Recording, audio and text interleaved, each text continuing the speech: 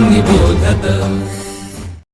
नमस्कार छोट्या दोस्तांनो, विवेकानंद केंद्र कन्याकुमारीच्या डोंबिवली शाखेच्या नचिकेतामध्ये सगळ्यांचे स्वागत आहे। दोस्तांनो, रोज रविवारी भेटताना मज्जा येते ना? आणि मला पण खूप आवडतं सगळ्यांना आठवड्यातून एकदा भेटायला। एवढंच नाही तर दर रविवारी नवीन काहीतरी शिकायलाही मिळतं, आपल्यामधल्याच नवीन मित्रमैत्रिणींना भेटायलाही मिळतं, त्यांनी केलेल्या चित्रकला आणि गोष्टी यांचाही आस्वाद घेता येतो। पण प्रत्येक वेळेस आपण कुठल्याही कार्यक्रमाला सुरुवात करण्यापूर्वी 3 ओंकार आणि प्रार्थनेने आपल्या कार्यक्रमाला सुरुवात करतो। तर चला मग तयार व्हा 3 ओंकार आणि प्रार्थनेसाठी।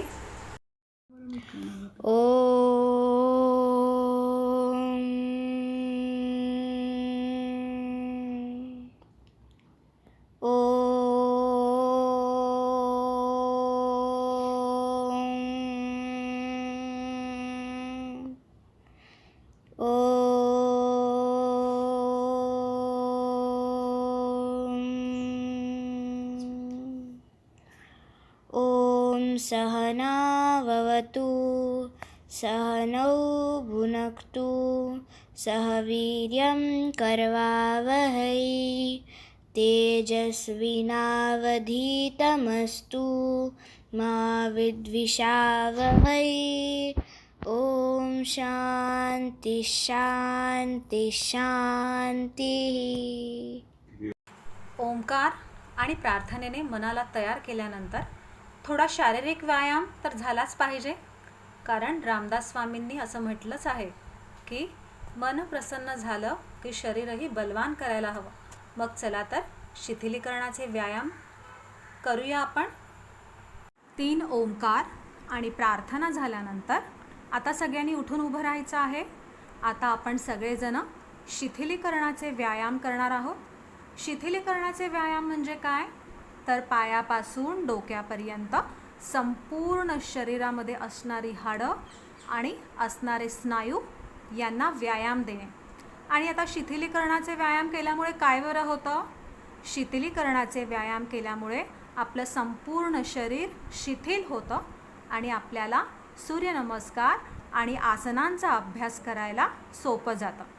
चला तर मग आपण सुरू करूया शिथिलीकरणाचे व्यायाम। पहिल्यांदा आपण जॉगिंग करणार आहोत, स्लो जॉगिंग।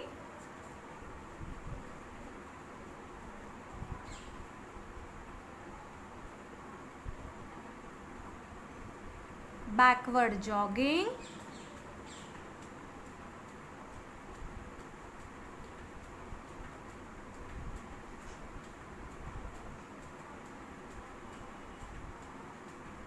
Forward jogging. पाय शक्य होतील तितके वर उचलायचे आहेत। साइड जॉगिंग,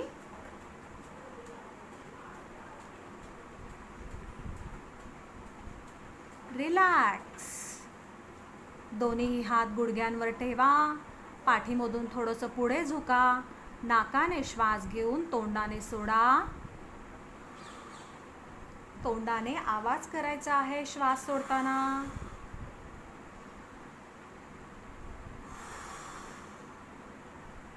डोळे उघडे ठेवायचे आहेत। रिलॅक्स, सरळ उभे राहा। अँकल स्ट्रेच, पूर्ण पायापासून आपलं शरीर वर उचलायचंय, घोटे वर उचलायचे आणि आपली पायांची बोटं जमिनीवरच टेकलेली। दोन्ही हात पुढे, खाली, परत वर, परत खाली, परत वर, परत खाली, परत वर, परत खाली, परत वर, परत खाली, परत वर।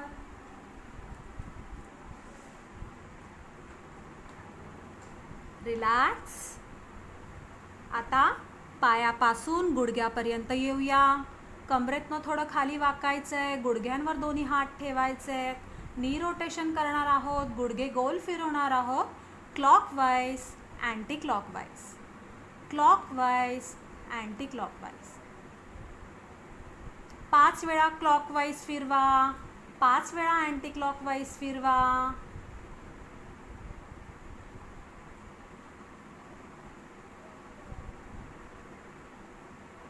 असंच गुडघे पुढे मागे फिरवा. गुडघे पुढे मागे, पुढे मागे, पुढे मागे, पुढे मागे. रिलॅक्स. सरळ उभे राहा. आता आपण गुडघ्यांपासून कमरेपाशी येऊया. चला, पायातलं अंतर वाढवा. साईड बेंडिंग, कमरेचे व्यायाम करणार आहोत. दोन्ही हात खांद्याच्या रेषेत सरळ. एकदा उजव्या बाजूला बेंड करा. एकदा डाव्या बाजूला बेंड करा. एकदा उजव्या बाजूला बेंड करा. एकदा डाव्या बाजूला बेंड करा.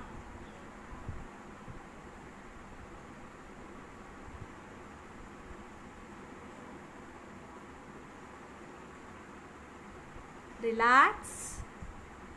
सरळ उभे राहा. पायातलं अंतर थोडं अजून वाढवा.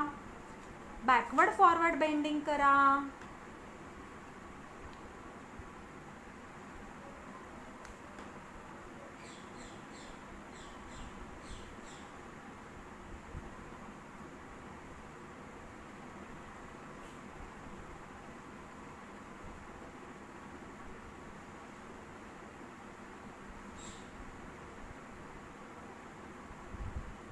असं 5 ते 6 वेळा केल्यानंतर परत सरळ उभे राहा. दोन्ही पाय जवळ आणा. पायातलं अंतर थोडंसं जास्तच ठेवायचं आहे. आणि आता कमरेचा तिसरा एक्सरसाइज करूया. ट्विस्टिंग. दोन्हीही हात. कमरेचा तिसरा व्यायाम ट्विस्टिंग करणार आहोत. दोन्हीही हात सरळ रेषेत आणू. कमरेतून आपलं शरीर मागे वळवायचं आहे आणि परत पुढे आणायचं आहे. मागे वळवायचं आहे आणि परत पुढे आणायचं आहे. दोन्हीही बाजूला. उजवीकडून डावीकडे, डावीकडून उजवीकडे. सुंदर. Very good.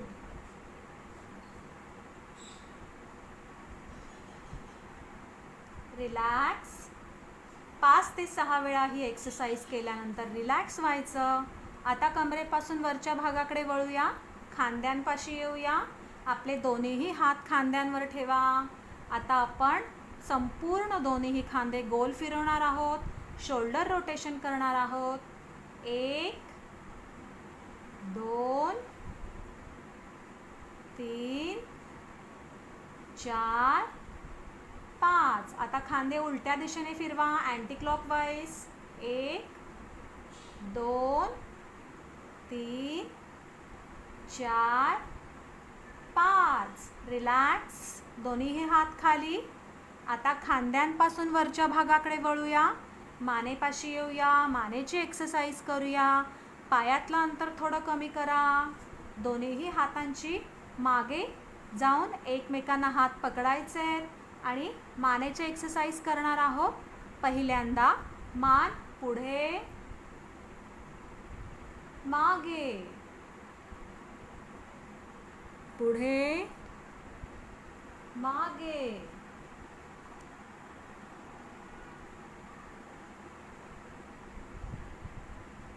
सावकाश, हळूवार, स्लोली.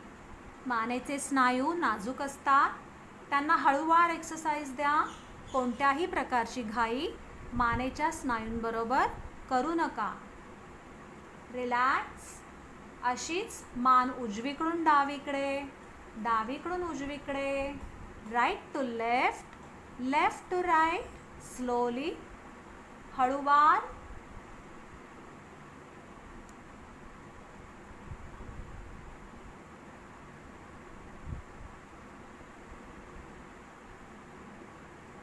Very good.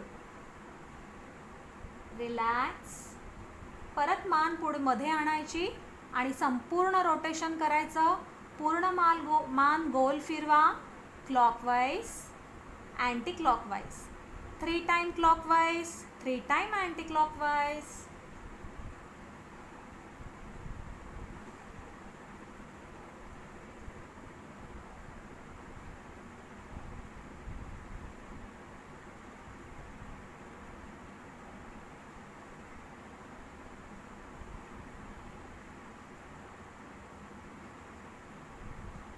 रिलॅक्स.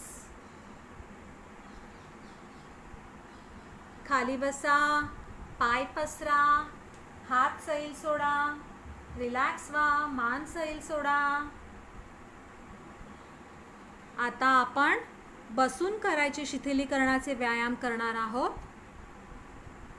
द्विपाद जानु शीर्षासन क्रिया. आपले दोन्हीही हात फिरवून आपल्या पायांच्या बोटांना स्पर्श करायचे आहे आणि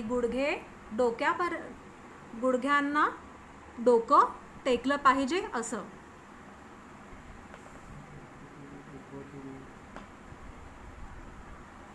जितकं जमेल तितकंच डोकं खाली न्यायचं आहे. पूर्ण डोकं खाली जात नसेल तर शरीराबरोबर जबरदस्ती करू नका.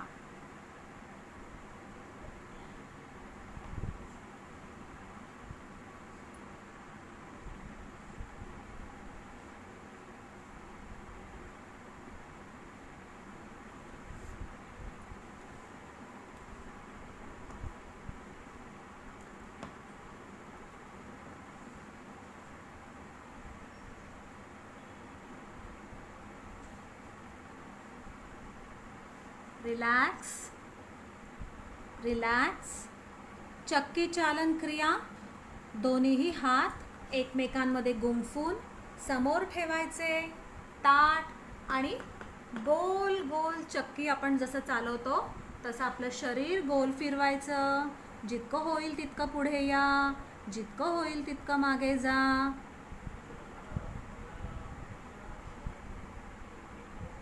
Very good. अँटी क्लॉकवाईज करा, अँटी क्लॉकवाईज करा.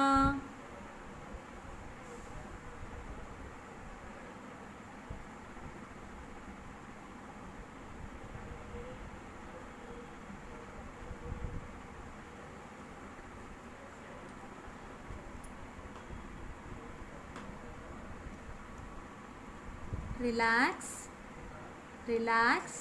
बटरफ्लाय. दोन्हीही पाय जवळ आणा. पायाचे पंजे एकमेकांना जोडा. दोन्हीही पायांना हाताने घट्ट धरून दोन्हीही मांड्या फुलपाखराच्या पंखांसारख्या हलवा.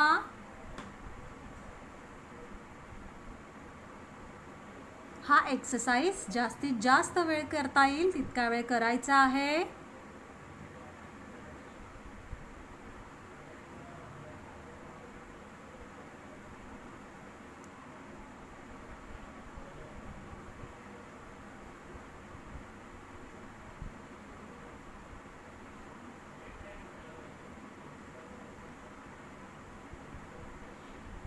रिलॅक्स, विश्रांती. आता आपले दोन्हीही हात. आता आपल्याला व्याघ्रताण करायचा आहे. त्यासाठी एक एक गुडघा दुमडून वज्रासनामध्ये बसा.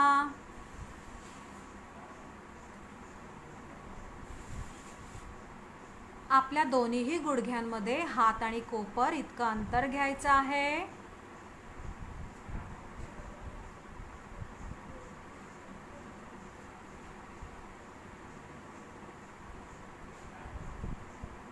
तितकंच अंतर मागच्या पावलांमध्ये घ्यायचं आहे. ओणवं व्हायचं आहे. आता श्वास घेत पाठ खाली, मान वर. श्वास सोडत पाठ फुगवा, मान खाली. इथे थांबवायला. श्वास घेत पाठ खाली, मान वर करा. श्वास सोडत पाठ फुगवा, मान खाली. रिलॅक्स. आपले बटक्स आपल्या पावलांवर ठेवत ठेवत सावकाश खाली या. दोन्ही हात एकमेकांना जुळवा आणि त्याच्यावर डोकं ठेवा. ही आहे रिलॅक्स पोझिशन.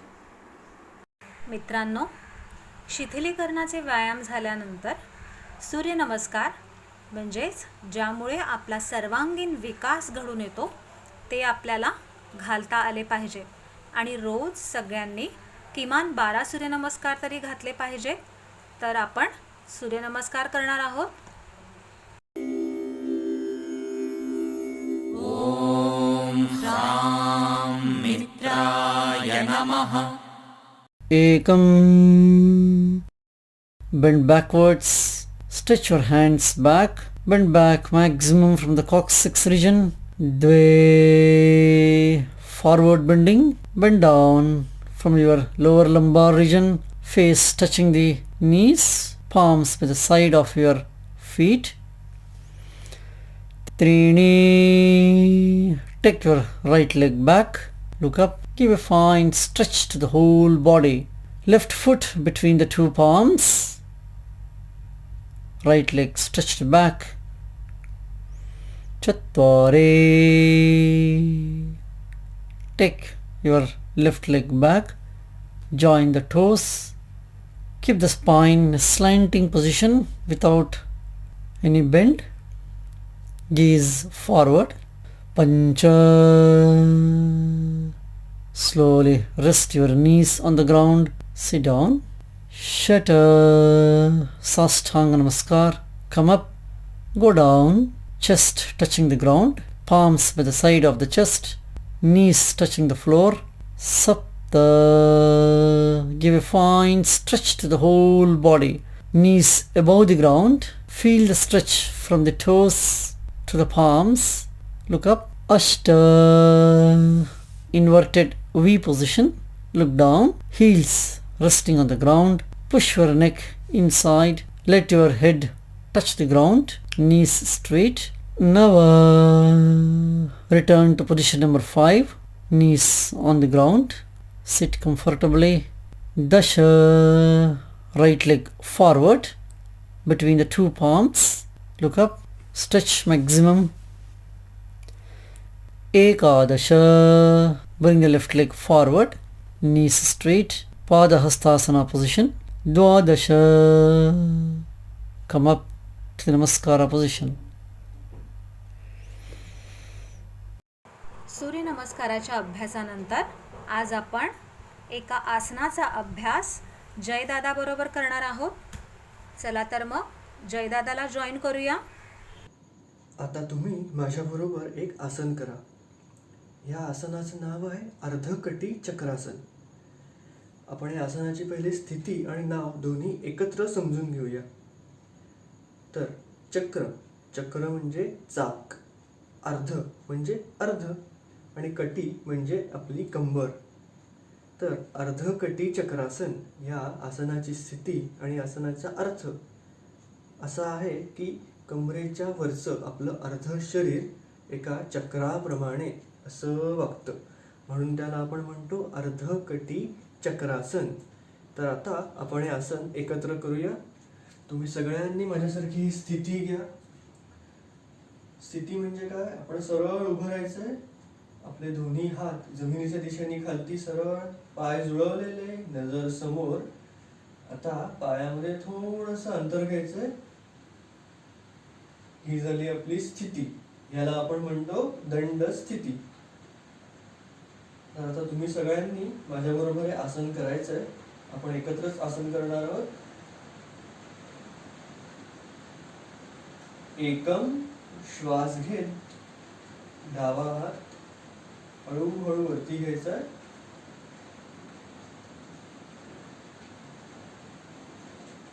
खांद्याच्या रेषेमध्ये जेव्हा आपला हात येतो तेव्हा आपण तळ हात आकाशाच्या दिशेला घेणार आहोत आणि हात सरळ वरती घ्यायचा. हात जास्तीत जास्त वरती खेचून घ्यायचा. आपला खांदा आपला कानाला लागला पाहिजे इतक्या वरती आपण हात खेचून घ्यायचा. आणि द्वे. श्वास सोडत सोडत हळूहळू विरुद्ध दिशेला वाकायचंय. आता तुम्ही बघू शकता की कमरेपासून पायापर्यंत शरीर एका सरळ रेषेमध्ये आणि कमरेच्या वरती एका चक्राप्रमाणे असं वाकलंय. दुसरा हात आपण अगदी सैल खालती सोडायचा आहे आणि ह्या स्थितीत थांबायचं आहे. नजर एकदम समोर ठेवायची आहे आणि स्थितीचा अनुभव घ्यायचा आहे. असंच आता आपण श्वास घेत घेत हळूहळू हळूहळू वरती येणार आहोत. एकदम हळू वर उठायचंय. श्वास सोडत हळूहळू हात खाली घ्यायला सुरुवात करायची आहे. आणि मगाचसारखंच खांद्याच्या रेषेमध्ये जेव्हा आपला हात येतो तेव्हा आपण हाताचा तळवा जमिनीच्या दिशेला घ्यायचा आहे आणि हळूहळू हात पूर्ण खाली. आता आपण हेच आसन दुसऱ्या बाजूनी करणार आहोत. आपण जेव्हा कुठलंही आसन करतो तेव्हा त्याला एक पूरक आसन असतं. पूरक आसन म्हणजे आपण त्याला इंग्लिशमध्ये कॉम्प्लिमेंटरी आसन असं म्हणतो. आता जसं आपण पूर्णपणे डाव्या बाजूला वाकलो होतो, आता तसंच आपण उजव्या बाजूला वाकणार आहोत. म्हणजे अर्धकटी चक्रासन डावीकडे आणि अर्धकटी चक्रासन उजवीकडे. म्हणून ह्याला आपण परस्पर पूरक आसन किंवा इंग्लिशमध्ये सेल्फ कॉम्प्लिमेंटरी आसन असं म्हणणार आहोत. तर आता आपण अर्धकटी चक्रासन परत एकदा पण दुसऱ्या बाजूनी करणार आहोत. परत त्याच स्थितीमध्ये यायचंय. एकम श्वास घेत घेत हळूहळू हात वरती घ्यायचाय. तळ हात जमिनीच्या दिशेला. खांद्याच्या रेषेमध्ये आल्यावरती आपण हात वळवून घ्यायचाय. श्वास घेत घेत घेत हात पूर्ण वरती खेचायचा आहे. आपला खांदा आपल्या कानाला लागेल इतका सरळ हात खेचून घ्यायचा आहे. शरीर पूर्ण एका सरळ रेषेमध्ये. द्वे श्वास सोडत सोडत हळूहळू विरुद्ध दिशेला वाकायचंय. नजर समोर ठेवायची आहे. शरीराचा बॅलन्स ठेवायचा आहे. दुसरा हात अगदी सैल जमिनीच्या दिशेने सोडायचा आहे आणि ह्या स्थितीचा अनुभव घ्यायचा आहे. शरीरावरती कुठे दाब येतोय, कुठे ताण पडतोय, ह्या गोष्टीकडे लक्ष द्यायचंय.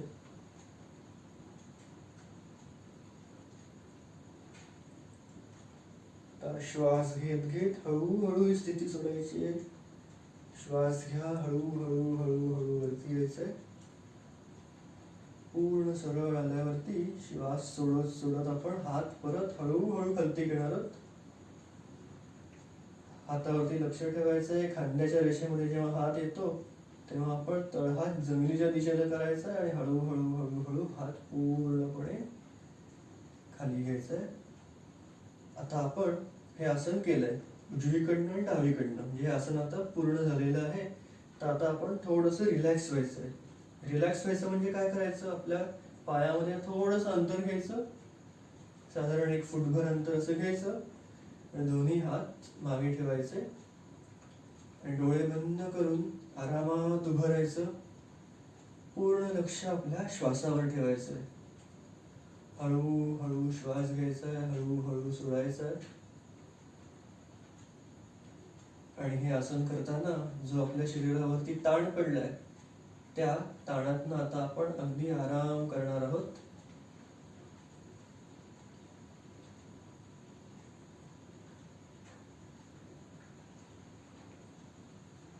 तुम्ही डोळे बंद करूनच उभे राहा आरामात. मी तुम्हाला या आसनाचे फायदे सांगतो.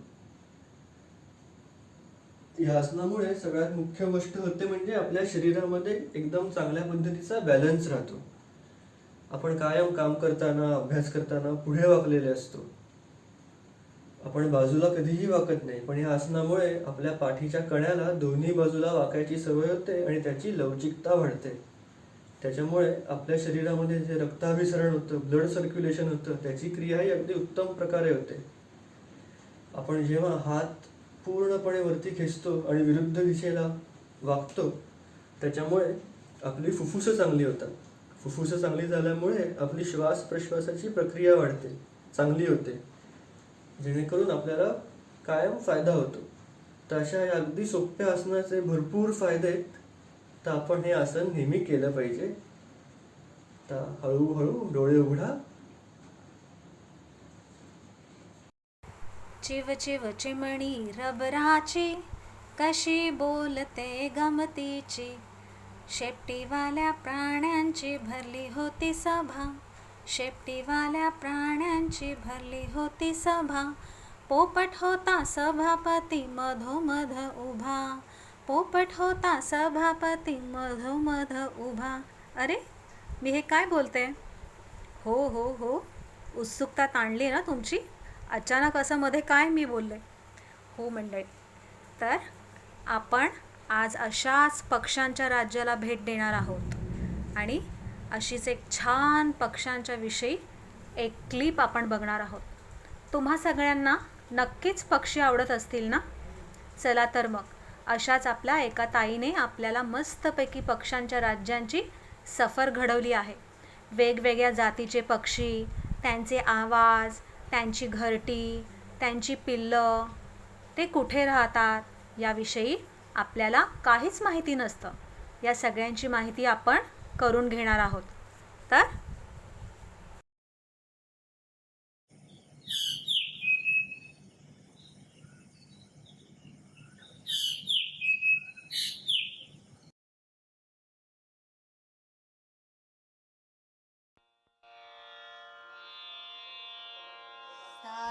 अशीच एक तांबडफुटी. त्या तांबडफुटीतून तेजोमय गोल क्षितिजावरून डोकावतो. बगड्यांची माळ अंबरी फुलते. अशा अनेक माळांनी सूर्याचे स्वागत होते. मॅकपाय रॉबिन अर्थात सुरेल दयाळ काटेसावरीवर बैठक जमवतो. साथीला बसतो लाल बुड्या बुलबुल. त्यांच्या स्वर्गीय स्वरांनी निसर्गाला जाग येते आणि निसर्गचक्र सुरू होतं. गुलमोहरावर पहिलं फुल उमलतं. काटेसावरीवर कोकिळही बैठक जमवतो. त्याच्या पंचमस्वराने वसंत ऋतूची चाहूल लागते. त्या स्वराने काटेसावर मोहरते. गुलमोहर बहरतो आणि सोनमोहरही फुलतो. त्यावर सूर्यपक्षी मधाच्या आशेने बागडू लागतात.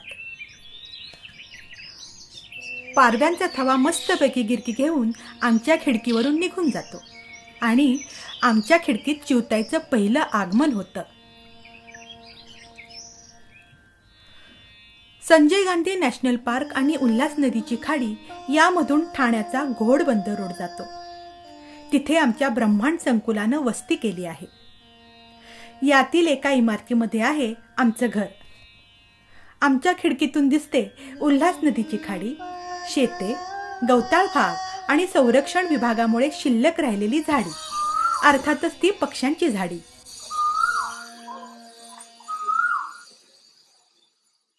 आम्हाला जेव्हा सुंदरतेनं नटलेलं ठाण्यातलं हे ब्रह्मांड संकुल मिळालं तेव्हा आम्ही इथे मायग्रेट झालो आणि इथल्या निसर्गरम्य वातावरणामध्ये रमून गेलो.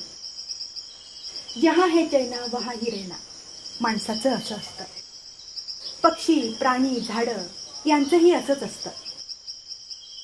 तेव्हा या खिडकीतून आपण पाहणार आहोत त्या झाडांबरोबर असलेलं पक्ष्यांचं सुंदर विश्व. वसंत ऋतूतील ही सुंदर सकाळ. सोनमोहर पूर्ण फुललाय. सूर्यपक्षी त्यातलं मध पिण्यासाठी आलेत. पिवळ्या पाठीचा लाल पंखाचा सूर्यपक्षी सुद्धा त्याच्या जोडीदारणीबरोबर मधासाठी आलाय. क्वचितच दिसणारा हा मधुपंख, हा मधुकर, जांभळा सूर्यपक्षी. गुलमोहर फुलला की हा हमखास इथे हजेरी लावतो आणि त्याच्या विशिष्ट आवाजाने आमचे लक्ष वेधून घेतो. नंतर मात्र गच्च पानाफुलात राहून मधाचा आस्वाद घेण्यात रमून जातो. त्याला आम्ही सोनमोहरावर कधीच पाहिलं नाही. सूर्यपक्षी फुलांची काळजी घेत अलगदपणे त्यातलं मध पितात. दूरवर माणसांची चाहूल लागली तरी भुरकन उडून जाणारे हे पक्षी. फुलोरा संपला की हे किडे सुद्धा खातात. गुलमोहराचा फुलोरा आणि पोपट यांचं असं अतूट नातं. लाल पाकळीतल्या देठातलं मध हे यांचं आवडतं खाद्य. जंगलातले पोपट हे अत्यंत लाजरे पक्षी. हिरव्या पंखांवर लाल छटा असणारे हे अलेक्झांड्राईन पॅराकिट. हा आपल्या सर्वांच्या परिचयाचा खंड्या.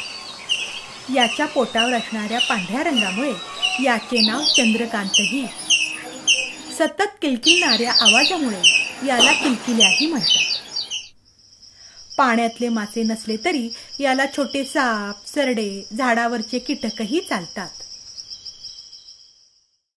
खिडकीसमोरच्या गवताळ भागात 3-4 प्रकारच्या पाण कोंबड्या राहतात.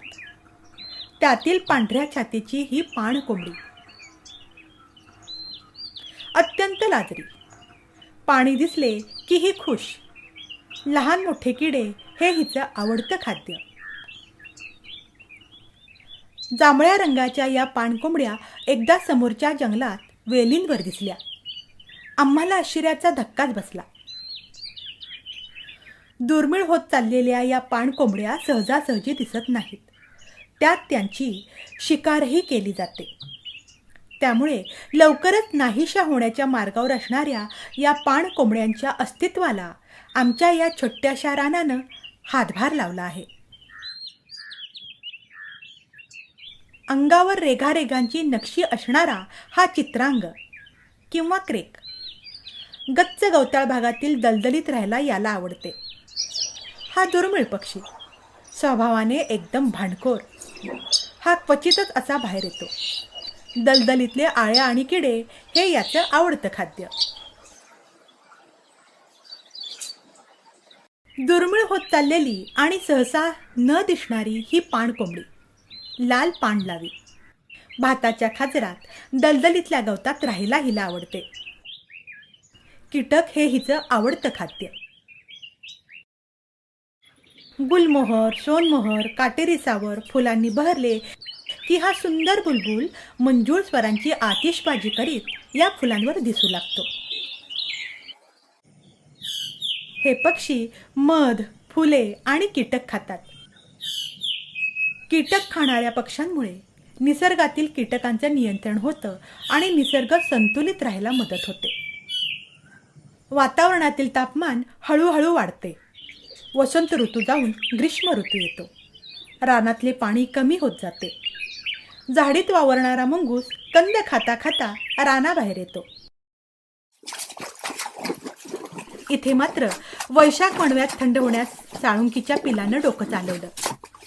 खिडकीत ठेवलेल्या पाणपोईत मस्तपैकी डुंपून घेतलं.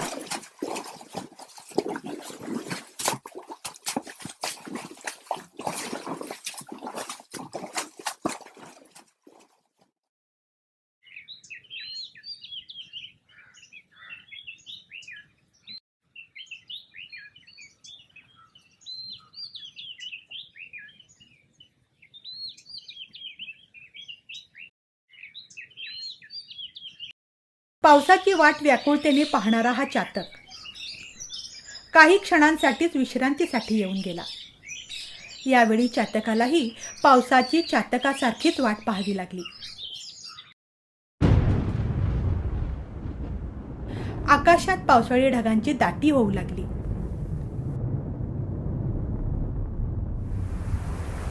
वारा रानाची अंग घुसळू लागला.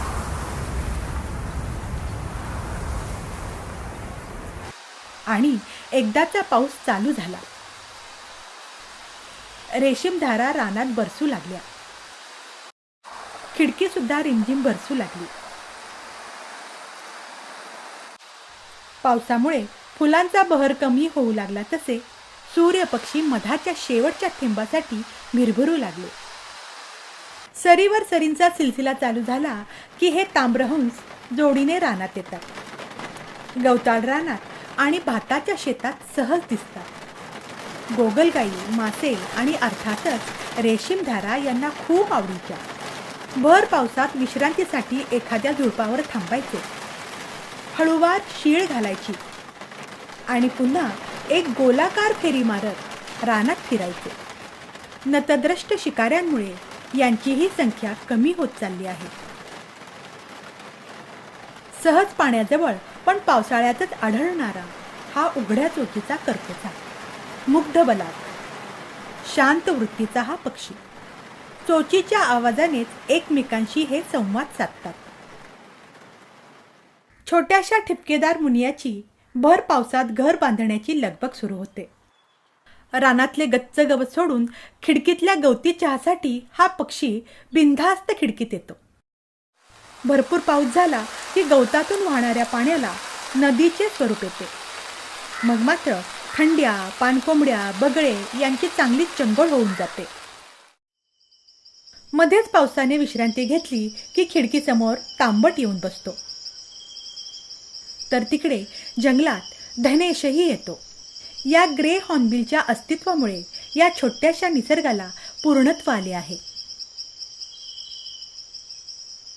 पाऊस थांबला की लगेच हा राखी वटवट्या काही खायला मिळते का हे पाहायला गच्च पानातून बाहेर येतो. सकाळ झाली की हा शिंपी त्याच्या ठेवणीतल्या आवाजात ओरडायला लागतो. पण गुलमोहराच्या गच्च पानातून त्याला शोधणं फार कठीण होऊन जातं. शक्यतो गवताच्या लांब पात्यावर दिसणारा हा गवई चंडोल एकदा सकाळी खिडकीसमोर दिसला. अवतीभोवती झाडी असेल तर हा तसा सगळीकडे सहज दिसतो. पण चिमणी म्हणून आपली फसगतही होऊ शकते बरं का. कोणत्याही ऋतुमानाला समरस होणारे हे पक्षी पावसाच्या संततधारा सुरू झाल्या की मात्र हे अगदी आनंदित होतात. चित्रनेत्रा म्हणजेच आपली ही साळुंखी पावसाने फार भिजून गेलीये. लालबुड्या बुलबुलांची जोडी काय नि हा पोपट काय, सर्व पक्ष्यांना रिमझिम पाऊस अत्यंत आवडीचा. पावसाची खरी मजा घेतो तो कावळा. त्याच्या अगदी उलट हा कपोत म्हणजेच आपलं हे कबूतर पावसाचा एक एक थेंब अनुभवतोय. भारद्वाज देखील शांतपणे भिजत राहतो.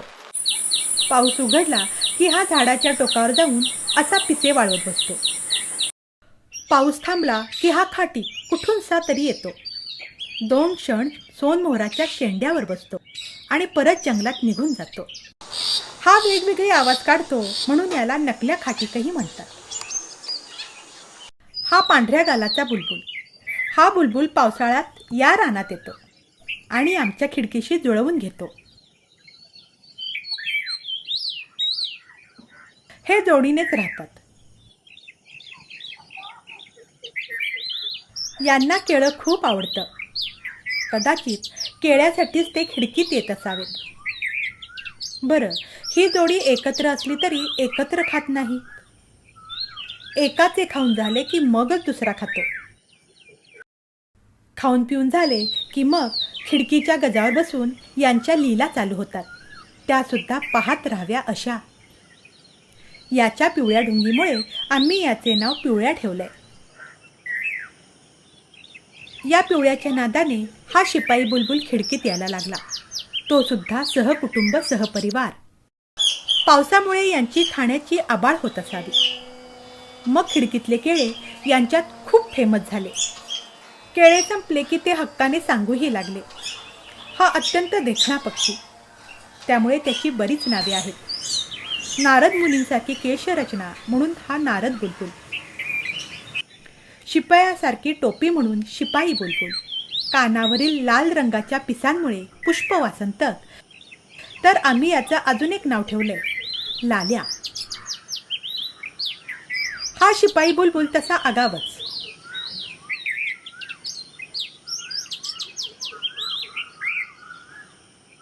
सुंदर आवाजाचा हा लालबुड्या बुलबुल.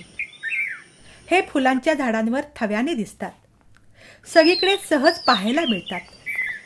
यांच्या काळ्या रंगामुळे यांना आम्ही काळ्या म्हणू लागलो. पिवळ्यामुळे लाल्या आला. लाल्यामुळे हा काळ्याही आपल्या जोडीदारणीबरोबर खिडकीतले केळे खाण्यासाठी यायला लागला.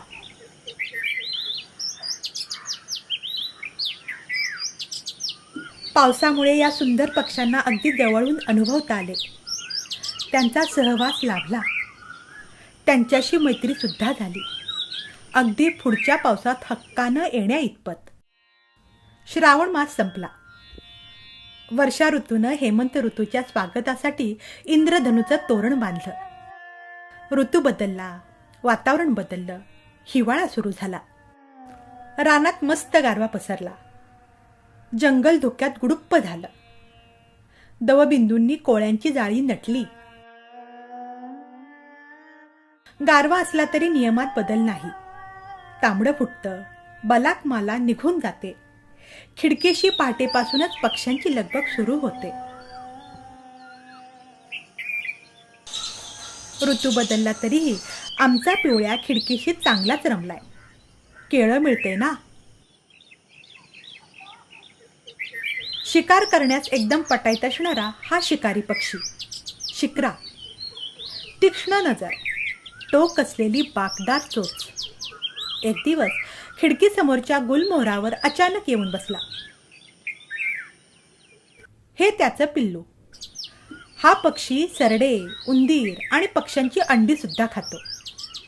त्यामुळे हा पक्षी आला की छोटे पक्षी एकदम सावध होतात.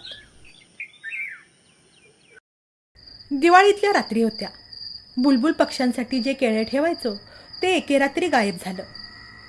आम्हाला वाटले उंदीर आला की काय, परंतु चित्र वेगळंच होतं.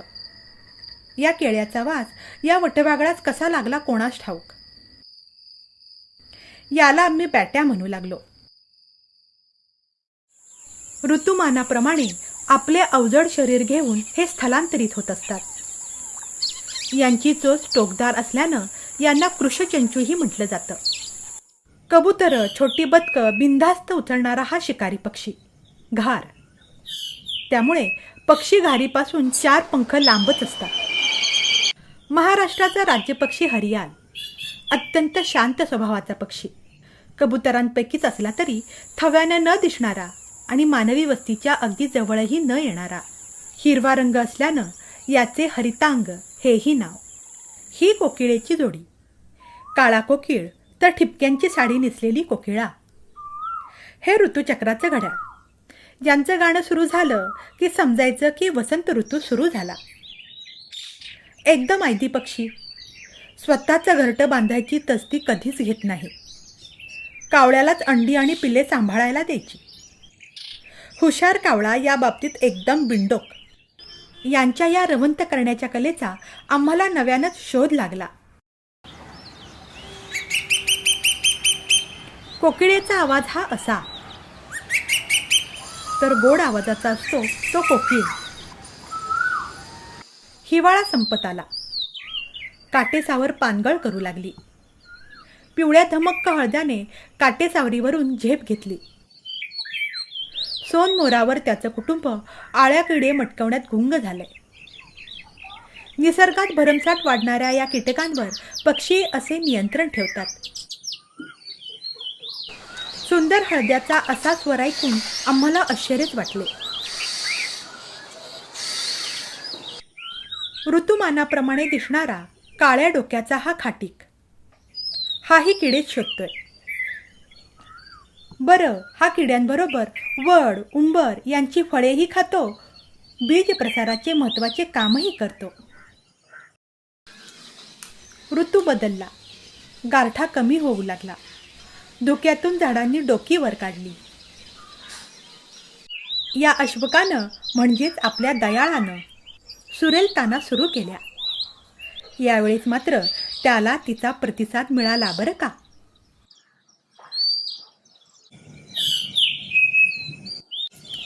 हे आपले कोतवाल साहेब म्हणजेच ड्रॉंगो. यांना घरटे बांधायची घाई झाली आहे.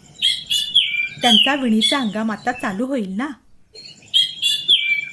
शिकारी पक्षी शिखरात जवळपास जरी आला तरी लगेच कोतवाल साहेब आरडाओरडा करून पक्षी जगताला सावध करतात.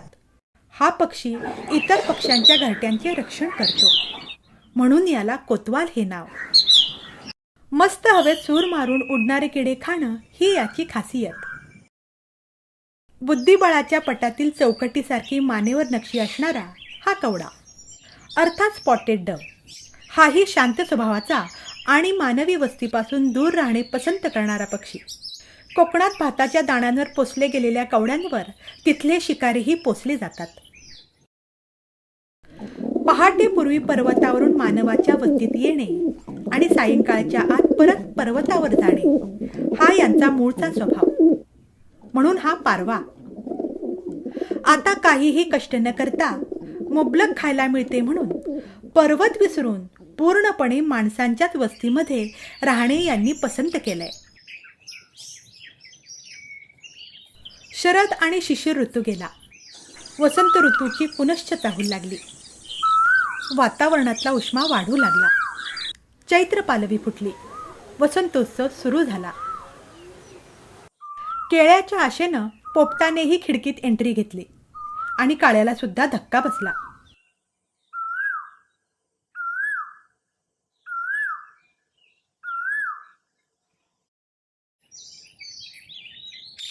या रोजरीक पॅराकिटची डेअरिंग आणखीनच वाढली.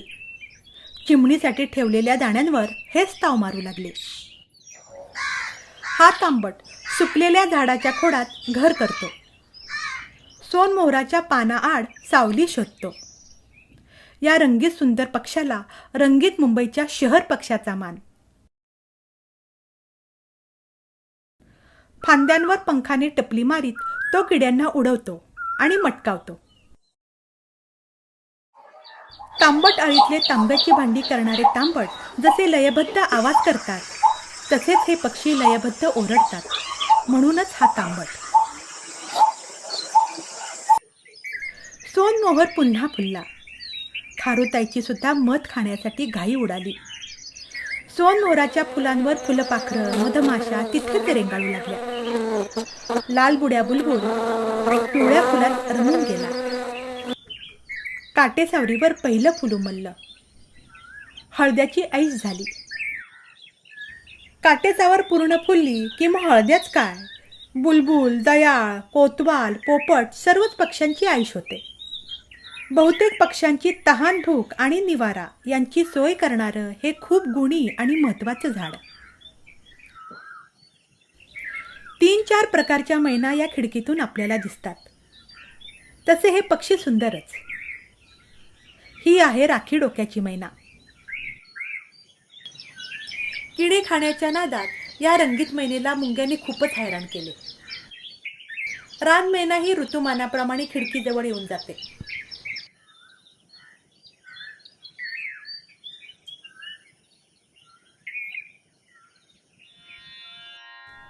एवढेच काय तर अफगाणिस्तान पाकिस्तानातून स्थलांतरित होणाऱ्या गुलाबी मैनाही खिडकीत डोकावून जातात. या साऱ्या पक्ष्यांचा बीज प्रसारण परागीभवन कीटक नियंत्रण यात अत्यंत महत्त्वाचा वाटा असतो.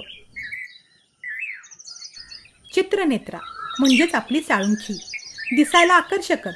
तिची केशरचना तिच्या सुंदरतेत भरच घालते. कर्कश आवाज म्हणून कलहप्रिया हे हिचे समर्पक नाव. कावळ्याच्या अंगातही मस्ती. काहीतरी खायला घेऊन आलाय. अरे,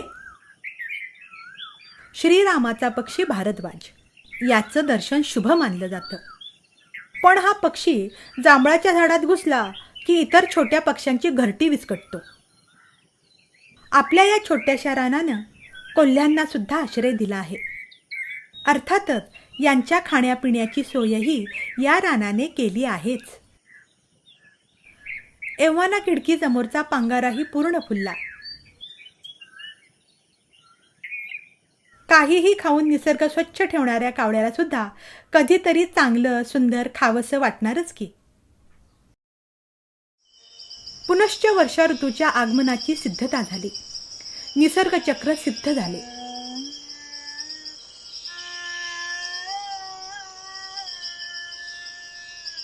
रेशीम धारा बरसू लागल्या. पानकोंबीची दुसरी पिढीही घरट्या बाहेर पडली.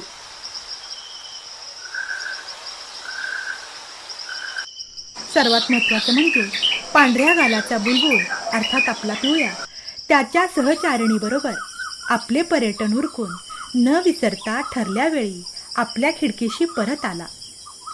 निसर्गात ही शिस्त आहे.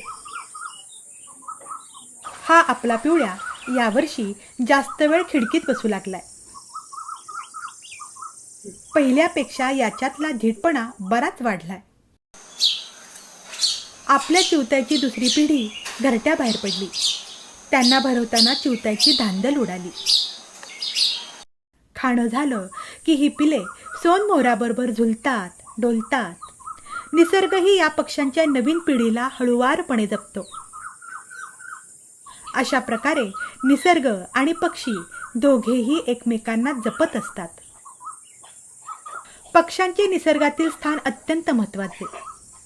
फुलातले मध खाण्याच्या नादात ते परागीभवनही करत असतात. त्यामुळे फलधारणा आणि बीजनिर्मिती होऊन जंगल संवर्धनात त्यांची आपोआप मदत होत असते.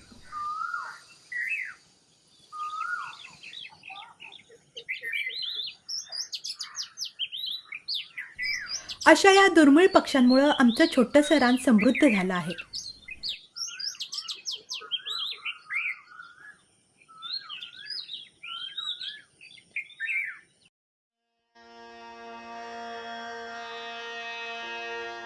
क्षुल्लक फायद्यासाठी निसर्गाचा ऱ्हास झाला तरी हरकत नाही, ही मानवाची प्रवृत्ती. पण प्राणी पक्ष्यांचं तसं नाही. त्यांचा निसर्ग हाच मायबाप. निसर्गातल्या बदलाप्रमाणे ते स्वतःच बदलतात. माणूस मात्र निसर्गालाच बदलायला जातो. त्यामुळे प्राणी पक्ष्यांचे राहणीमान अडचणीत येते आणि मग पक्षी तिथून निघून जातात किंवा नामशेष होऊन जातात. आपल्या धकाधकीच्या जीवनात या इवल्याशा जीवांची जगण्यासाठीची धडपड आपल्याला सहजासहजी दिसत नाही. त्यासाठी निसर्गाकडे डोळसपणेच पाहावं लागतं. तेव्हाच निसर्गाशी आपलं नातं जुळतं, आपली नाळ जुळते. पक्ष्यांना आपली जेवढी गरज आहे त्याही कित्येक पटींनी आपल्याला त्यांची गरज आहे हे समजायला लागतं. खरंच आपली मानवाची जबाबदारी तर फार मोठी. आपल्या मनाची खिडकी थोडी उघडी ठेवली तरी या निसर्गाला जपणं एकदम सोपं होऊन जाईल. नचिकेताच्या प्रत्येक भागात आपण एक देशभक्तीपर गीत ऐकतो. असंच एक गीत आपण ऐकणार आहोत. राष्ट्र की जय चेतना का गान वंदे मातरम. राष्ट्रभक्ति प्रेरणा का गान वंदे मातरम. राष्ट्र की जय चेतना का गान वंदे मातरम. राष्ट्रभक्ति प्रेरणा का गान वंदे मातरम. वंदे मातरम वंदे मातरम वंदे मातरम वंदे मातरम. बंसी के बहते स्वरों का गान वंदे मातरम. झल्लरी झनकार झनके नाद वंदे मातरम. शंख के संघोष का संदेश वंदे मातरम. राष्ट्रभक्ति प्रेरणा का गान वंदे मातरम. राष्ट्र की जय चेतना का गान वंदे मातरम. राष्ट्रभक्ति प्रेरणा का गान वंदे मातरम. सृष्टि बीज मंत्र का है मर्म वंदे मातरम. राम के वनवास का है काव्य वंदे मातरम. दिव्य गीता ज्ञान का संगीत वंदे मातरम. राष्ट्रभक्ति प्रेरणा का गान वंदे मातरम. वंदे मातरम वंदे मातरम वंदे मातरम वंदे मातरम. हल्दी घाटी के कणों में व्याप्त वंदे मातरम. दिव्य जौहर ज्वाला का है तेज वंदे मातरम. वीरों के बलिदान की हुंकार वंदे मातरम. राष्ट्रभक्ति प्रेरणा का गान वंदे मातरम. वंदे मातरम वंदे मातरम वंदे मातरम वंदे मातरम. जन जन के हर कंठ का ही गान Vande Mataram.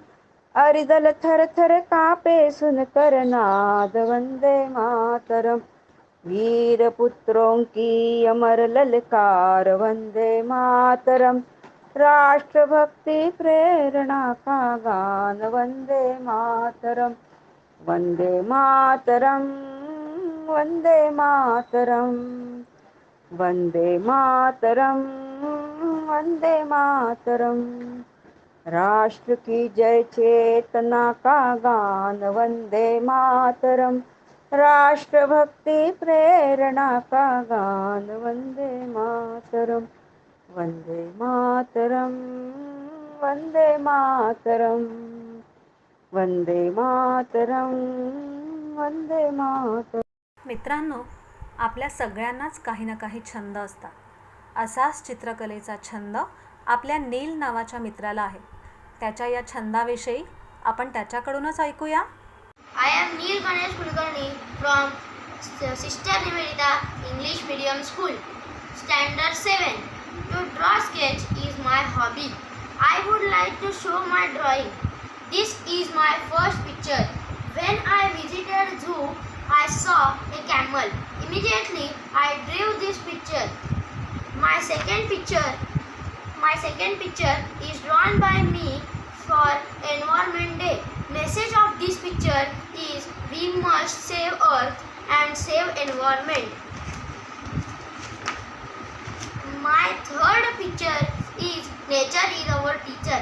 I like to see nature beauties. My fourth picture is Harry Potter, our favorite character. I have drawn these pictures because I like to draw animals, human faces and also natural beauties. Thank you. विज्ञानाचे प्रयोग, science experiment पाहायला आणि त्यातले काही सोपे प्रयोग आपल्याला घरी करून पाहायलाही आवडतात ना.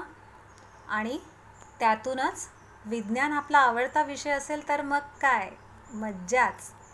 चला असाच एक सोपा प्रयोग आपण पाहूया. आज के वीडियो में हम कैसे पानी को बर्फ़ में सेकंड्स में बदलते हैं उसे देखेंगे. इस पानी के बॉटल में एक मारेंगे तो वो फ्रीज़ हो जाता है. एक आइस क्यूब को इस पानी के अंदर डालेंगे तो वो पूरा पानी को बर्फ़ में बदल देता है. इस पानी के साथ हम बर्फ़ के पहाड़ बना सकते हैं. अब इसे कैसे करते हैं उसे देखेंगे. इसे करने के लिए हमें प्योर वाटर चाहिए. अगर आपके पास वाटर प्यूरीफायर है तो आप वो प्यूरीफाइड वाटर को उपयोग कर सकते हैं. अगर आपके पास वाटर प्यूरीफायर नहीं है तो आप दुकान से सील्ड वाटर बॉटल्स भी खरीद सकते हैं. ये भी प्योर पानी होता है. और एक रेफ्रिजरेटर चाहिए. आपके फ्रिज को मैक्सिमम कूलिंग पर सेट कर दो. अब आपके फ्रिज को खोलकर उसके फ्रीज़र के अंदर इस बॉटल को रख लो. अब इसे बंद कर टाइम को नोट कर दो. मैंने इसे एग्जैक्टली 3 घंटे तक फ्रीज़र के अंदर छोड़ दिया. ये टाइमिंग हर एक फ्रिज के लिए एक ही नहीं होता है. ये टाइमिंग वो पर्टिकुलर फ्रिज की कूलिंग कैपेसिटी पर डिपेंड करता है. अब इस फ्रीज़र को खोलकर पानी को बहुत ही धीरे से बाहर निकालो. इसे बहुत हिलाना मत. अब इस बॉटल को एक सरफेस के ऊपर मारकर देखो क्या होता है. आप इस पानी को बॉटल के ऊपर हाथ से मारकर भी इसे फ्रीज कर सकते हैं. बॉटल के ढक्कन को बहुत ही आराम से निकालकर इस पानी को आराम से एक ग्लास के अंदर डालो. अब इस पानी के अंदर एक आइस क्यूब को डालेंगे तो वो पानी को पूरा बर्फ में बदल देता है. आइस क्यूब के साथ इस पानी के सरफेस को छूना भी इस पानी को पूरा बर्फ में बदलने के लिए काफ़ी है. वाटर बॉटल को अच्छे से हिलाकर भी हम पानी को बर्फ में बदल सकते हैं. जब इस पानी को आइस ट्रे के ऊपर डालते हैं ये पानी हमारे आंख के सामने बर्फ में बदल जाता है. अब ये ऐसे होने का कारण देखेंगे. पानी का फ्रीजिंग पॉइंट 0 डिग्री सेल्सियस है. इसका मतलब होता है कि जब पानी का टेम्परेचर 0 डिग्री सेल्सियस से नीचे आ जाता है वो बर्फ़ में बदल जाता है. पानी के अंदर इम्प्यूरिटीज़ होता है.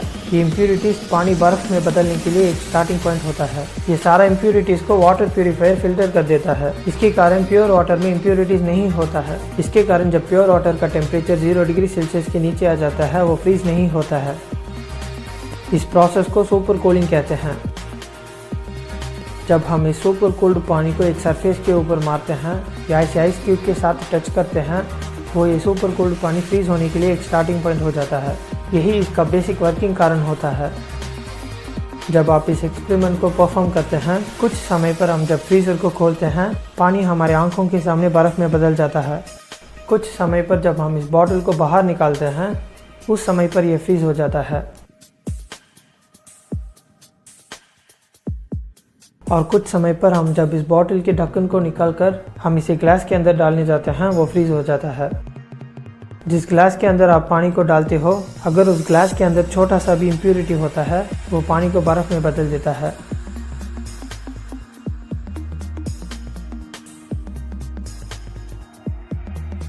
इस एक्सपेरिमेंट को आप किसी भी साइज़ का बॉटल या किसी भी शेप के बॉटल के साथ कर सकते हैं।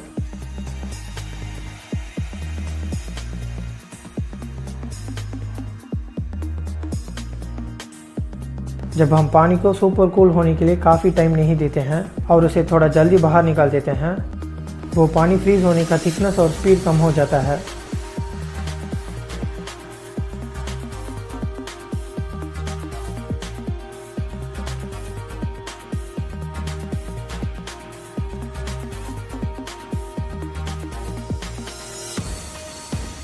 मैजिशियंस इसी कॉन्सेप्ट को उपयोग कर हमारे आंखों के सामने पानी को फ्रीज कर देते हैं।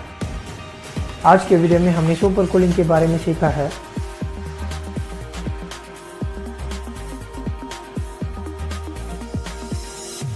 तो आज के लिए इतना ही है, अगले वीडियो पर देखते हैं। बाय। मित्रांनो, लॉकडाऊन झाल्यापासून किती दिवस आपल्याला मैदानी खेळ खेळायला मिळाले नाहीत, पण काहीच हरकत नाही, आपण घरच्या घरीही काही खेळ खेळू शकतो। असाच एक खेळ आपण शिकूया।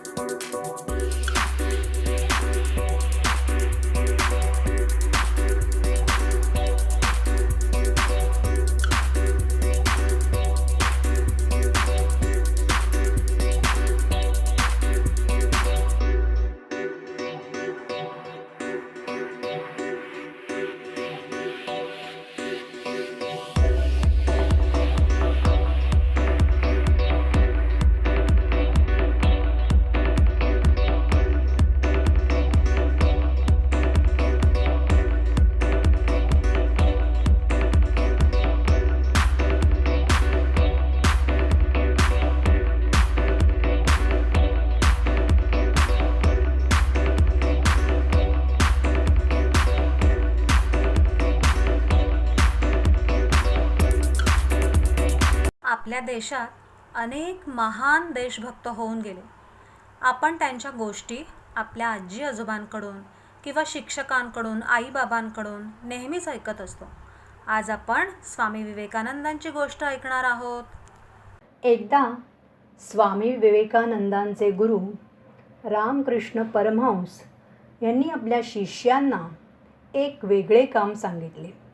त्यांनी सगळ्या शिष्यांना बोलावले आणि सांगितले, तुम्ही तुमच्या घरातून थोडे थोडे तांदूळ घेऊन या, कुणालाही सांगू नका, पण एक अट आहे की ते तांदूळ घेताना कोणी तुम्हाला पाहता कामा नये। हे काम ऐकून सर्व शिष्यांना विचित्र वाटले, पण गुरुच्या आज्ञेचे पालन करायचे हे मात्र प्रत्येक शिष्याने आपले कर्तव्य समजले। आपापल्या घरी निघून गेले। बऱ्याच दिवसाच्या प्रयत्नानंतर सगळे शिष्य आपल्या झोळीतून तांदूळ घेऊन आले। प्रत्येक शिष्याच्या चेहऱ्यावर एक समाधान होते की आपण गुरुनी जी आपल्याला अट घालून दिली होती ती अट पाळून आपण तांदूळ आणले होते, म्हणून गुरु आज्ञेचे पालन केले याचं त्यांना समाधान वाटत होतं। गुरूंनी विचारले, मी तुम्हाला जी अट सांगितली त्याचे काटेकोर पालन केले ना? तांदूळ आणताना कोणी पाहिले तर नाही ना? तेव्हा सगळ्या शिष्याने सांगितले, नाही नाही, आम्हाला तांदूळ आणताना कोणीही पाहिले नाही. आम्ही त्याची विशेष काळजी घेतली. त्यांच्यामध्ये एक शिष्य होता. तो मान खाली घालून होता. त्याची झोळी खाली होती. तो रिकाम्या हाताने आला होता. रामकृष्ण परमहंस यांच्या नजरेत ही गोष्ट आली तेव्हा त्यांनी त्या शिष्याला विचारले, तू काहीच आणले नाहीस? तेव्हा तो शिष्य नम्रपणे म्हणाला, मी कोणाच्याही दृष्टीस न पडता तांदूळ आणण्याचा अनेक वेळा प्रयत्न केला, पण प्रत्येक वेळेस मला असे जाणवले की माझ्याकडे कोणीतरी पाहत आहे, माझ्या अंतर्मनातून कोणीतरी पाहत आहे असं मला वाटत होतं आणि त्यामुळे मी तांदूळ आणू शकलो नाही. मला कोणी पाहत नव्हते, पण माझ्या आतमध्ये असणारा मी मला पाहत होता. हे ऐकून रामकृष्णांना खूप समाधान वाटले. रामकृष्ण आपल्या सर्व शिष्यांना सांगतात, नेहमी एक गोष्ट लक्षात ठेवा, जेव्हा तुमच्या हातून चुकीचे काम घडेल तेव्हा तुम्ही जगाला फसवू शकता, पण स्वतःच्या मनाला फसवू शकत नाही. तुम्ही जेव्हा कधी वाईट काम करायला प्रवृत्त व्हाल तेव्हा लक्षात ठेवा, तुम्हाला तुमच्या आतून कोणीतरी बघत असतो. मुलांनो, रिकाम्या हाताने येणारा तो शिष्य दुसरा तिसरा कोणी नसून ते स्वामी विवेकानंद होते. ही गोष्ट छोटीशी आहे, पण खूप मोठी शिकवण देते. तुम्ही विद्यार्थी असाल किंवा काम करणारे असाल, कामाची टाळाटाळ करून खोटे बोलणे, दुसऱ्याच्या वस्तू घेणे, यातून तुम्ही जगापेक्षा स्वतःच्या मनाला फसवत असता. तेव्हा लक्षात ठेवा, अशा गोष्टी करताना मला आतून कोणीतरी पाहत आहे, ही जेव्हा सवय तुम्हाला लागेल तेव्हा कोणतंही वाईट कर्म हे तुमच्या हातून घडणार नाही. चांगलं कर्म करा, त्याचं फळ हे आपल्याला नेहमी चांगलंच मिळणार आहे. तेव्हा मुलांनो, कधीही खोटं बोलू नका. दुसऱ्यांच्या वस्तू चोरणं, दुसऱ्यांना त्रास देणं, हे जेव्हा आपण करत असतो तेव्हा आपल्यामध्ये असणारा मी हा आपल्याला त्या ठिकाणी मार्गदर्शन करत असतो. आपण त्याच्याकडे लक्ष द्यायचं आहे आणि त्याच्यानुसारच आपण चांगलं वागण्याचा प्रयत्न करायचा आहे. जय जय जय जय जय शिवाजी, जय जय जय जय जय भवानी. बरोबर ओळखलं. पोवाडा. शिवाजी महाराजांचे पोवाडे आपण ऐकतो तेव्हा असं वाटतं की महाराज आपल्या समोरच उभे आहेत आणि आपल्या अंगावर एक सरकन काटा येतो आणि असं वाटतं की अरे वा, शिवाजी महाराजांचे पोवाडे म्हणजे आहाहा. असाच एक पोवाडा आपली मैत्रीण आपल्यासाठी गाऊन दाखवणार आहे. चला तर मग ऐकूया शिवाजी महाराजांचा पोवाडा. माझे नाव जान्हवी दांडेकर. मी सरस्वती सेकंडरी स्कूल नौपाडा ठाणे येथे इयत्ता 6वी मध्ये शिकते. ओम नमो श्री जगदंबे, नमन तुझ आंबे, करून प्रारंभे. दफावर थाप तुंतुन्यातान, दफावर थाप तुंतुन्यातान. शाहीर हा महाराष्ट्राचा प्राण, शाहीर हा महाराष्ट्राचा प्राण. बाजी पर भुंज गात गुणगान, जी जी जी. बाजी पर भुंज गात गुणगान, जी जी जी जी जी जी. आधी नमन साधू संतांना, आधी नमन साधू संतांना. दुसरे नमन मातृभूमीला, दुसरे नमन मातृभूमीला.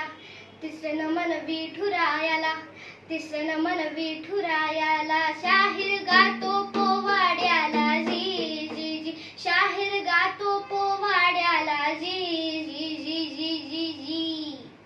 पन्हाळगडावर महाराज कैद झाले. सिद्धी जोहरने कडक वेढा दिला होता. महाराजांनी असे ठरवले, आता शक्तीने नाही युक्तीने लढायचे. त्यांनी थोडे नाटक केले. सिद्धीला एक निरोप धाडला. काय सांगितलं महाराजांनी, काय सांगितलं सिद्धीला? निरोप दिला सिद्धी जोहराला, निरोप दिला सिद्धी जोहराला. आम्ही शरण येतो तुम्हाला, आम्ही शरण येतो तुम्हाला. त्या समाधान त्याच्या मनाला, समाधान त्याच्या मनाला. सिद्धीला खूप आनंद झाला, त्यामुळे त्याचा पहारा ढिला पडला. हीच संधी घेऊन महाराज आणि बाजीप्रभू देशपांडे यांसह काही निवडक मावळे घेऊन ते विशाळगडाकडे निघाले. ही बातमी सिद्धीला समजली. वार्ता पोहोचली सिद्धी जोहराला, वार्ता पोहोचली सिद्धी जोहराला. शिववेढ्यातून निसटला, शिववेढ्यातून निसटला. पाठलाग सुरू केला जी जी जी जी जी, पाठलाग सुरू केला जी जी जी जी जी जी. प्रसंगाचं गांभीर्य ओळखून बाजीप्रभू शिवबांना म्हणाले. बाजी बोलले शिवबांना, बाजीप्रभू बोलले शिवबांना, तुम्ही जा विशालगडाला, तुम्ही जा विशालगडाला. स्वराज्याला गरज तुमची, स्वराज्याला गरज तुमची. मी लढतो इथे खिंडीला जी जी जी जी जी जी. महाराज विशालगडाकडे निघाले. इथे खिंडीत खूप युद्ध चालू होते. तेव्हा मावळ्यांनी हल्ला चढविला, यवनांनी पळ काढिला. महाराज पोचले विशालगडाला, तोफांचे बार उडाला. तेव्हा ती घोडकिंड पावन झाली. बाजीप्रभू अमर झाले. मुजरा त्या वीराला जी जी जी जी, मुजरा त्या वीराला जी जी जी जी जी जी. धन्यवाद. छोट्या दोस्तांनो, आज मी जाता जाता एक टास्क तुम्हाला देऊन जाणार आहे. तो टास्क असा आहे, येत्या 11 सप्टेंबरला विश्व बंधुत्व दिन, युनिव्हर्सल ब्रदरहूड डे येतो आहे. या दिवशी स्वामी विवेकानंदांनी अमेरिकेत जागतिक धर्म परिषदेत आपल्या भारताचे प्रतिनिधित्व करणारे एक भाषण केले होते. मित्रांनो, तेच भाषण तुम्हाला गुगलवरून आपल्या आईबाबांच्या मदतीने शोधून काढायचे आहे आणि एका कागदावर ते उतरवून काढून ते भाषण वाचतानाचा व्हिडिओ आम्हाला पाठवायचा आहे. त्यातलेच काही सिलेक्टेड व्हिडिओ आपल्याला नचिकेतामध्ये पाहता येणार आहेत. आणि हो, गणपती बाप्पा आले, 10 दिवस आपण त्यांचा पाहुणचार केला. बाप्पा गेल्यावर मला तर रडायलाच आलं. तुम्हालाही आलं असेल ना? हो, पण पुढच्या वर्षी लवकर या असा तुम्ही सगळ्यांनी निरोपही सांगितला असेलच. मी तर सांगितला बाबा. अरेच्चा, आपल्या कार्यक्रमाची निरोपाची वेळ झाली आहे. हो, पण तुम्ही तुमचे छान छान ऑडिओ व्हिडिओ पाठवत राहा. तुम्हाला नचिकेतामध्ये सादर केलेल्या गप्पा गोष्टी नक्कीच आवडल्या असतील तर आम्हाला नक्की कळवा. आणि आता आपण आपल्या कार्यक्रमाचा निरोप घेणार आहोत. पण निरोप घेताना आपण आपली निरोपाची प्रार्थना म्हणणार आहोत. त्याच्यासाठी सगळ्यांनी स्थिर बसायचं आहे. हाताची नमस्कार मुद्रा करून डोळे बंद करायचे आहेत आणि जमत असेल तर प्रार्थना ऑडिओ बरोबर बोलत बोलत म्हणायची आहे.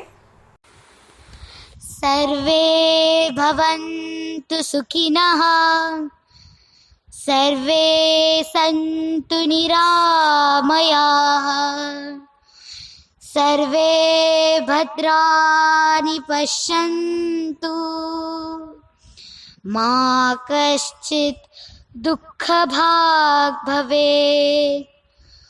ॐ शान्ति शान्ति शान्तिः.